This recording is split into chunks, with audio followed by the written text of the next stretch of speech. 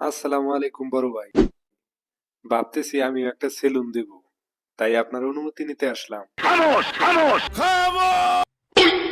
আমারে মাফ করে দেন হুজুর, আমার ভুল হয়ে গেছে। হ্যালো কাছের মানুষজন, ব্র্যান্ড নিউ ভিডিওতে আপনাকে স্বাগতম। টিকটকার থেকে শুরু করে কাপল ব্লগার, এমনকি বাংলা সিনেমার কুখ্যাত বিখ্যাত মিশা সওদাগর, কেউই বাদ যায়নি বিডি ইমরানের সেলুন ওপেনিং এ। কাছ থেকে খসে পড়া তারা তো পথ বদলাতে পারে। আর আমি মিশা সওদাগরকে টাকা দিলে শুধু সিনেমা কেন, সেলুনেও আসতে পারি।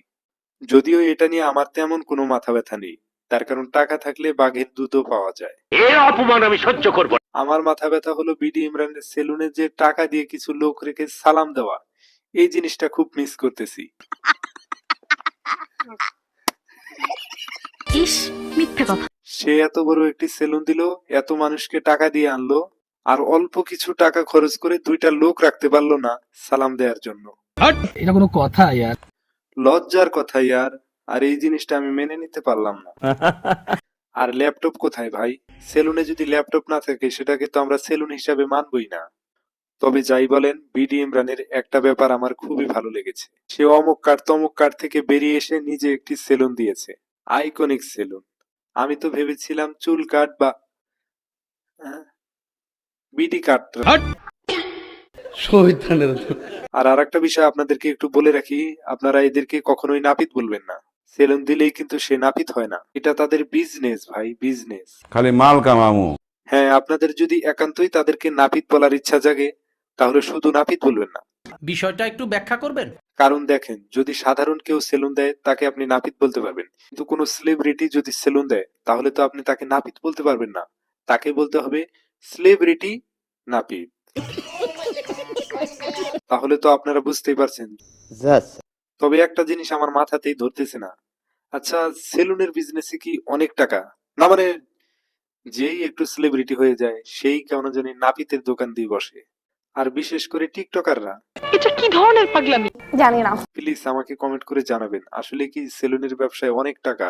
খালি মাল কামামু। না মানে, আমি যদি কোনোদিন ফেমাস হই তাহলে আমিও একটু সেলুন দেব।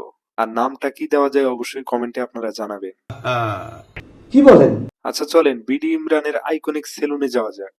না, তার সেলুনে হেয়ার কাট দেওয়ার জন্য না, তার সেলুনে প্রথম ওপেনিং এ কি হয়েছে সেটা দেখার জন্য। কোটি টাকার গাড়ি নয়, মাত্র 60 টাকার বিডি ইমরান এটা করছে কি ভাই?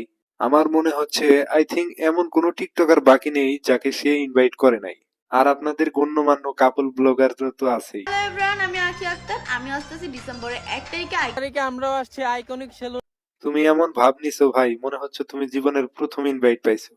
ও ও আর একটা বিষয়, এটা তো তাদের প্রথমবারই, যেহেতু টিকটকাররা ওপেনিং করতেছে, এছাড়া তো তারা ইনভাইট পাবে না। তবে যাই হোক, আমার চাইতে মনে হয় আপনারা বেশি অবাক হয়েছেন বিডি ইমরানের সেলুনে মিশা সওদাগরকে দেখে। কে খসে পড়া তারা তো পথ বদলাতে পারে। বলেন বলেন বলেন, আমি যা বলছি তা ঠিক কিনা বলেন।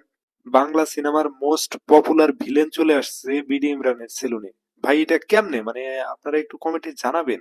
But how it possible? জানি না বড় মালিক। না বললেও আমরা জানি, এসব হচ্ছে টাকার খেলা ভাই, টাকার খেলা। সমুদ্রে ওঠা ঢেউ সমুদ্রে সীমিত হয়ে যেতে পারে। শুধু মিশা সওদাগর কেন, বলিউড কিং শাহরুখ খানকেও আনা যায়। ওয়েট ওয়েট, শাকিব খানকেও কিন্তু আনতে চেয়েছিল এই বিডি ইমরান, তার মুখেই শুনুন আপনারা। শাকিব খানকে আমার সেলুনে কবে নিয়ে আসবে? বেড়া বেয়াদবি কিন্তু বেশি হয়ে যেতেছে। আর স্বপ্ন থাকা ভালো, স্বপ্ন তো স্বপ্নই, সব স্বপ্ন তো আর পূরণ হয় না। তো সবাইকে অসংখ্য ধন্যবাদ। যদি ভিডিওটি ভালো লাগে তাহলে অবশ্যই সাবস্ক্রাইব করবে, আর যদি ভালো না লাগে তাহলে দেখতে থাকো, দেখতে দেখতে ভালো লাগা ভালোবাসা হয়ে যাবে ইনশাআল্লাহ। ঘুমাতে পারি না সারা রাত ধরে।